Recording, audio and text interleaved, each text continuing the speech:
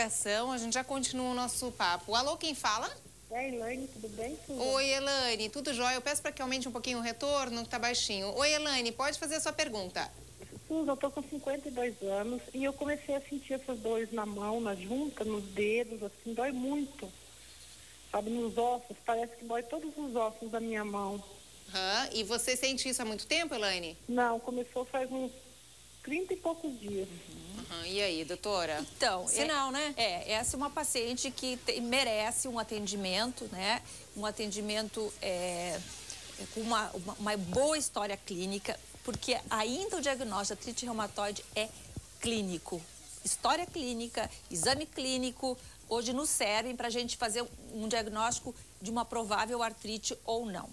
E apareceu no frio. O frio tem relação com isso? Olha, o frio, ele é um fator de agravamento, mas ele não é a causa, né? Como nós falamos antes, geralmente a pessoa tem que ter uma predisposição genética e o fator desencadeante até pode ser em função se estiver muito frio, mas ele não é a causa da doença. Mas então a Elaine, no caso, ela tá com essa dor, ela tem que investigar. Porque pode evoluir, pode chegar a quê? Então, eu aproveitei a oportunidade e eu gostaria que você experimentasse. Ela trouxe luva, ela falou pra mim, luva de boxe. Luva de boxe. Esse aí acho que é a mão, esse aqui é a mão, mão direita e mão esquerda. Como se sente um paciente que é portador de artrite reumatoide que não está bem tratada? Nossa, é assim. Essa é a rigidez, essa é a dificuldade que o paciente tem, geralmente, ao acordar de manhã. É muito. Agora você imagina... É difícil, o pessoal tá pedindo para eu explicar. É difícil. Sabe quando parece que tem arame nas mãos? Tu imagina nas duas mãos, colocar isso nas duas mãos. Como é que vai agarrar uma xícara de manhã, escovar o dente, pentear o cabelo? Aqui. Gente, literalmente a sensação é essa. Parece que tem arame nas duas mãos que estão impedindo com que você faça o movimento. É muito... É assim, é essa sensação. Essa sensação. Que coisa terrível. Terrível. E isso aí é uma coisa que gera muita angústia. Os pacientes muitas vezes acabam com quadros depressivos associados, incapacidade para o trabalho, né? Não, claro, imagina, com isso aqui agora a gente consegue entender. Então isso eu fiz questão de trazer e eu costumo mostrar isso no consultório, às vezes, muitas vezes, por um acompanhante que não tem ideia, olha, a juntinha tá um pouquinho inchada, mas assim, a dor realmente, ela é intensa. Incrível, é assim. E sem contar os sintomas associados, como o síndrome do túnel do carpo, que é muito comum, que as pessoas hoje já chegam no consultório contando. Então, assim, síndrome do túnel do carpo bilateral, que é a compressão do nervinho e da sensibilidade para as mãos, nos leva a pensar que nós devemos investigar a possibilidade de uma doença reumática, entre elas a artrite reumatoide. Mais uma ligação. Alô, quem fala? Oi, é a Alessandra. Oi, Alessandra. Você fala de onde? Eu falo do Progresso. Progresso, aqui de Blumenau. Sua dúvida é qual, Alessandra?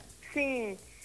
Ô, Susan, eu queria fazer uma pergunta para a doutora, que agora eu tenho um filho de 8 anos, né? Sim, E aos 4 anos foi diagnosticado nele artrite idiopática juvenil. Aí eu queria ver com ela, assim, porque antes não tinha reumatologista pediátrico aqui em Blumenau, né? Aí a gente teve que sair para fazer um tratamento fora. Eu queria que ela falasse, assim, um pouquinho, para a gente entender melhor o que essa situação dele, né? É isso. Ok. Então... Eu achei interessante a sua colocação, a sua pergunta, porque existe também, nós chamamos de forma diferente, artrite reumatoide do adulto e artrite idiopática da criança. Mas, na verdade, a manifestação da junta inchada é da mesma forma. Só que a criança, ela não costuma... a queixa da criança é diferente do adulto. A criança não reclama muito da dor. É muito mais, a gente observa a incapacidade, a criança deixa de brincar, a criança caminha na ponta dos pés. E a artrite idiopática juvenil, é uma classificação que a gente divide até os 16 anos e a partir dos 16 anos, que seria a forma do adulto. Por quê?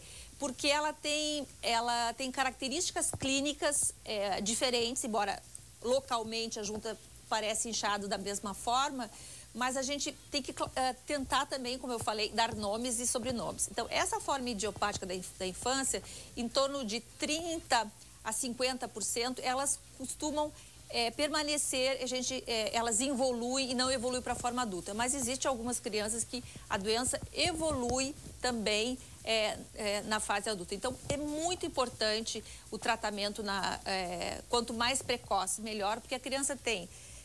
além do envolvimento local, pode ter atraso do crescimento, assimetria dos membros inferiores, e sintomas oftalmológicos que a criança não queixa e devem ser avaliados a cada 3 meses, dependendo do tipo de artrite idiopática juvenil.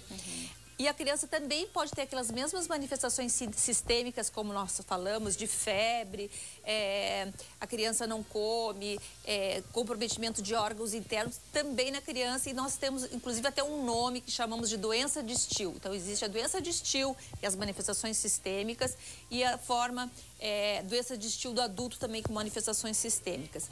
E, às vezes, a criança pode ter, a primeira manifestação pode ser só febre no final do dia. Febre alta, de difícil tratamento, e posteriormente aparece o quadro articular. Então, na criança, às vezes, realmente é desafiador. Olha só, gente, mais uma ligação. Alô, quem fala? Oi, é Edete. Oi, Edete, seja bem-vinda. Você fala de onde? Eu falo da Ângela Grassman, da Itopavazinha. Boa tarde, Suza. Boa tarde, querida. Seja bem-vinda aqui ao nosso programa. Obrigada, gosto muito do seu programa. Amém, obrigada, querida. Muito obrigada pelo carinho. Qual a sua dúvida, Edete? Suzana, eu queria saber com a doutora o seguinte, eu tenho lúpus já há 15 anos, lúpus eritematoso sistêmico. Ele tem quase que o mesmo sintoma, assim, né, doutora? Porque eu também tenho essas dores, dói muito no joelho para baixo, barriga da minha perna, sinto estufada, incho, desincho, tomo muito remédio. Então, eu tenho quase sintomas, assim, e ele também atinge os órgãos, né? Eu tratava na FURB, mas faz 1 ano que eu não estou conseguindo consulta, porque os médicos lá, eu acho que eles estão afastados. E eu tenho um prontuário, assim, de 15 anos lá. Mas a senhora acha, então, que é parecido com o lúpus? Essa é a sua colocação? É quase os mesmos sintomas. Não posso pegar sol, assim, eu tenho bastante dificuldade. Por que os sintomas são parecidos? Porque tanto a artrite reumatoide quanto o lúpus são doenças autoimunes, e elas pertencem a esse grupo que eu falei, que chama de doenças difusas do tecido conjuntivo. Então, na fase inicial, esse diagnóstico diferencial tem que ser feito. E a gente consegue fazer isso através dos exames, do acompanhamento, isso é possível. Mas, às vezes, no início, confunde um pouco mesmo, tá? E o tratamento é diferente, né? Tratamento. A gente precisa falar ainda do tratamento da artrite reumatoide. Qual seria? Então, é muito importante a gente frisar que o uso de anti-inflamatório, que é, assim, que é a primeira coisa que o paciente acaba usando e que dá um certo alívio, sozinho, ele não trata a doença. Hoje é praticamente inadmissível, digamos assim, um paciente com artrite reumatoide que não esteja usando o medicamento que vai modificar o curso da doença, né? Nós chamamos de DMARDs. Então, o paciente deve fazer uso do metrexato, que é a primeira medicação que se usa no mundo inteiro para tratar artrite reumatoide. É medicamentoso, então? É medicamentoso, né?